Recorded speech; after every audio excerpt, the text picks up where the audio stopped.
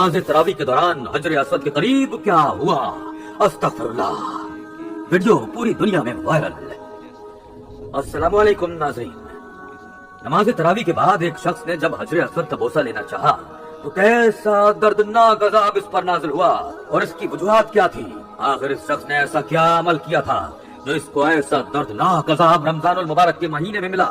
اس سے پہلے کہ ہم اس ویڈیو کو آگے بڑھائیں، اگر آپ اس چینل پر نئے ہیں تو ہمارے چینل کو سبسکرائب کیجئے، بیل آئیکن پر کلک کیجئے تاکہ ہر نئی آنے والی ویڈیو سے مطلع ہو سکے۔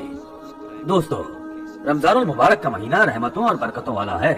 ایسے بابرکت مہینے میں ایک شخص کا حجر اسود پر بوسہ دیتے ہوئے ایک دردناک عذاب میں مبتلا ہو جانا سب کے لیے ہی حیران کن بات تھی۔ وہاں جس عذاب میں یہ شخص مبتلا ہوا تھا اسے دیکھ کر ہر آنکھ خوف کے مارے اشکبار ہو گئی، لوگوں کے دل کانپ اٹھے، لوگ یہ سوچنے پر مجبور ہو گئے کہ آخر اس شخص نے ایسا بھی کیا گناہ کیا تھا کہ اس پر ایسے بابرکت مہینے میں یہ عذاب نازل ہوا۔ واقعہ کچھ یوں ہے دوستو کہ انور نامی ایک شخص جو عمرے کے ارادے سے پاکستان سے آیا تھا اور خاص طور پر رمضان المبارک میں عمرہ کرنا چاہتا تھا، جب وہ خانہ کعبہ پہنچا تو اسے اپنے دل کی کیفیت میں کچھ بھی خاص فرق محسوس نہیں ہوا۔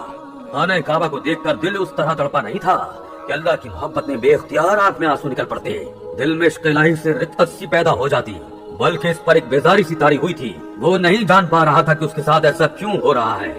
اس نے عمرہ تو ادا کیا لیکن دل کی دنیا نہیں بدلی، یہاں تک کہ ملتزم کے مقام پر جہاں سب زائرین دار و قطار رو رہے تھے وہ چپ تھا، چاہ کر بھی اس کی آنکھوں میں آنسو کا ایک قطرہ تک نہیں نکلا تھا۔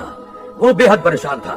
ابھی اسے چند دن ہی خانہ کعبہ میں آئے ہوئے تھے، ایک رات وہ خانہ کعبہ میں عشاء پڑھنے کے ارادے سے چلا گیا۔ رمضان المبارک کا آخری عشرہ تھا اور شب بھی 27ویں تھی۔ آسمان آج پہلے سے کچھ زیادہ ہی روشن لگ رہا تھا، ہوا میں خنکی بھی عام دنوں سے زیادہ تھی اور ہوا میں تیزی بھی معمول سے بڑھ کر تھی۔ امام صاحب کی آواز میں سورہ رحمان کی تلاوت ہو رہی تھی اور ان کی دل سوز آواز میں تلاوت سن کر وہاں موجود ہر آنکھ عشق الہی سے اشکبار ہو چکی تھی۔ جب امام کعبہ نے تراویح کے بعد دعا کروائی تو وہ بھی رو پڑے۔ وہاں موجود ہر مسلمان کی آنکھوں سے آنسو جاری تھے، لوگ ہچکیوں سے رو رہے تھے، یہاں تک کہ امام کعبہ کی دعا کے درمیان روتے ہوئے ہچکی سی بن گئی، لیکن واحد انور کی آنکھ سے ایک قطرہ بھی آنسو کا نہیں نکلا تھا۔ اس کا دل ایک بار بھی نہ اپنے گناہوں پر نادم ہو کر تڑپا، نہ ہی محبت الہی سے آنکھیں نم ہوئی اور نہ ہی خوف الہی سے جسم کانپا۔ اس وقت اس پر بس ایک کیفیت طاری تھی اور وہ تھی بیزاری کی کیفیت۔ اس کا جی چاہا کہ وہاں سے چلا جائے، اسے وہاں بس ایک گھٹن کا احساس ہو رہا تھا، اس لیے بے چینی اس قدر بڑھی کہ اس نے دعا کے اختتام کا انتظار بھی نہیں کیا اور وہاں سے اٹھ کر کھڑا ہو گیا۔ پھر اس نے سوچا کہ زیادہ تر لوگ دعاؤں میں مشغول ہیں، طواف میں بھی زیادہ رش نہیں ہے، یہ ایک ایسا موقع تھا کہ وہ حجر اسود کا بوسہ بآسانی لے سکتا تھا۔ وہ اس کا دل محبت الہیہ کے ہر جذبے سے خالی تھا، لیکن پھر بھی وہ حجر اسود کی جانب بڑھنے لگا۔ اگر جیسے ہی وہ حجر اسود کے پاس پہنچا کہ بوسہ دے سکے، اچانک سے ہوا تیز چلنے لگی۔ ایک شہد کی مکھی نہ جانے کہاں سے آ کر اس انور نامی شخص کے چہرے پر ٹکرائی اور اس کے رخسار کے ساتھ چپک گئی۔ اسی طرح ہوا کے زور سے کئی شہد کی مکھیاں انور کے چہرے پر چپک گئیں اور وہ یکدم بوکھلا سا گیا اور اپنے دونوں ہاتھوں سے وہ مکھیاں ہٹانے کی کوشش کرنے لگا، لیکن اس کے چہرے پر چپکی وہ مکھیاں نہیں ہٹ رہی تھیں۔ وہ بے حد پریشان تھا کیونکہ ان مکھیوں کے یوں چپک جانے سے اسے یوں محسوس ہو رہا تھا کہ جیسے اس کی کھال میں شدت سے جلن شروع ہو گئی ہو۔ آن ہی آن میں ان شہد کی مکھیوں سے اس کا پورا منہ بھر چکا تھا۔ وہ اس اچانک سے آنے والی استاد پر چیخنے چلانے لگا، اس کا پورا منہ شہد کی مکھیوں سے چھپ چکا تھا۔ وہ تڑپنے لگا کیونکہ اس کے چہرے پر جس شدت سے جلن ہو رہی تھی وہ ایک ناقابل برداشت اور دردناک تکلیف تھی جو وہ شاید لفظوں سے بتا نہیں سکتا تھا، نہ بیان کر سکتا تھا، لیکن وہ تڑپ رہا تھا۔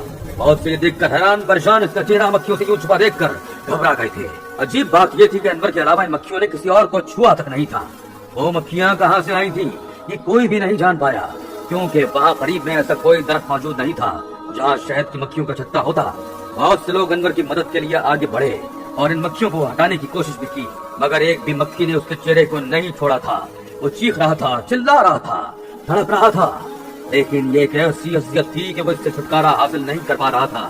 کچھ لوگ اسے ہسپتال لے گئے تاکہ ڈاکٹر ہی اسے اس تکلیف سے نجات دلا سکے، لیکن ڈاکٹر کی ہر ممکن کوشش بھی ناکام ہو چکی تھی۔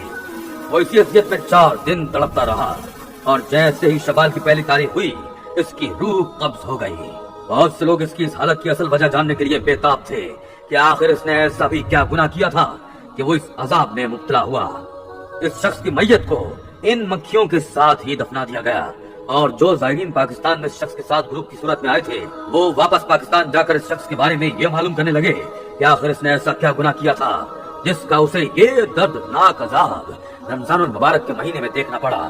جب اس بارے میں معلومات کی گئی تو پتہ چلا کہ وہ شخص سود کھاتا تھا، لوگوں کو بیاج پر پیسے دیتا اور ان پیسوں پر سود لیتا تھا، جو کہ سراسر حرام کام ہے۔ اس کے علاوہ وہ قطع رحمی کرتا، اپنے والدین کا نافرمان بھی تھا۔ اس کے والدین اس سے سخت ناراض تھے کیونکہ وہ ان کے ساتھ برا سلوک کیا کرتا تھا۔ دولت مند ہونے کے باوجود وہ غریبوں کی مدد کرنے کے بجائے ان پیسوں کو اس شرط پر دیتا کہ 1 لاکھ پر وہ 3000 ان سے سود لے گا۔ اس لیے اس شخص کی عبادت اور دعا رمضان المبارک میں خانہ کعبہ میں قبول نہ ہو سکی۔ حالانکہ رمضان میں اللہ تعالیٰ روزانہ افطار کے وقت ایسے 10 لاکھ انسانوں کو جہنم سے خلاصی مرحمت فرماتا ہے جو جہنم کے مستحق ہو چکے ہوتے ہیں۔ اور جب رمضان کا آخری دن ہوتا ہے تو یکم رمضان سے آخری رمضان تک جس قدر لوگ جہنم سے آزاد کیے گئے ہوتے ہیں ان کے برابر اسے ایک دن میں اللہ تعالیٰ مزید آزاد فرماتا ہے۔ رمضان کے فضائل سے متعلق ایک طویل حدیث میں 4 اشخاص کا ذکر ہے کہ ان کی رمضان میں بھی مغفرت نہیں ہوتی۔ یہ 4 افراد یہ ہیں: ایک وہ شخص جو شراب کا عادی ہو، دوسرا وہ شخص جو والدین کی نافرمانی کرنے والا ہو، تیسرا وہ شخص جو قطع رحمی کرنے والا ہو اور ناتا توڑنے والا ہو، چوتھا وہ شخص جو دل میں کینہ رکھنے والا ہو اور آپس میں قطع تعلق کرنے والا ہو۔